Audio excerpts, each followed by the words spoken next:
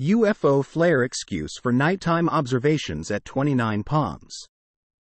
The recent 29 Palms evidence offered by Corbell based on Marine Corps eyewitness evidence and testimony has been panned as being nothing more than flares by skeptics such as Mick West and echoed by people such as John Greenwald. This argument, for it to be possible, would have to account for a visible illumination flare munition capable of burning for at least the 10 minutes of the observed time, while staying aloft and in relative formation for the entire time.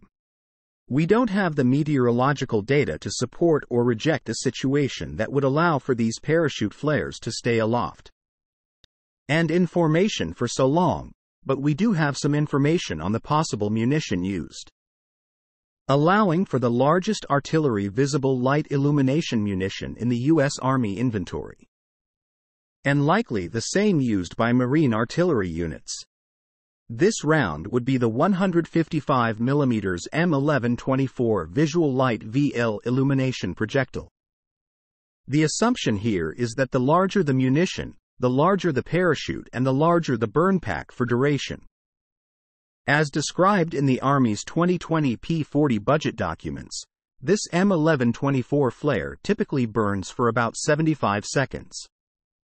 With the main parachute open, the illumination candle descends at 15 feet per second and burns for 75 seconds minimum, producing approximately 1 million candle power. Yes, 75 seconds is the minimum burn time, but 10 minutes, or 600 seconds, is many times beyond the 75-second threshold specification, and very unlikely. So, in order to accept West's, and others', suggestion that what the experienced Marine observers saw were nothing but flares, one has to accept both the unusual chemistry or conditions that allowed for a 10-minute burn, as well as the atmospheric conditions for such flares to stay aloft and in close formation for so long. Yes, perhaps the Marines were using a different type of illumination round that perhaps burns longer, but I could not find anything larger than this large caliber flare. If anyone can offer another, larger illumination round, or one that burns for 600 seconds as a solution, please provide that information below. Otherwise, the flare solution is not technically viable and we have to more likely consider this as a UAP event. TL Doctor have ruled out ground-based munitions.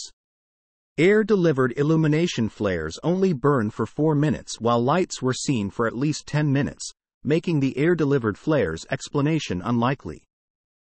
Post from user suitable Basil 4699 at Reddit.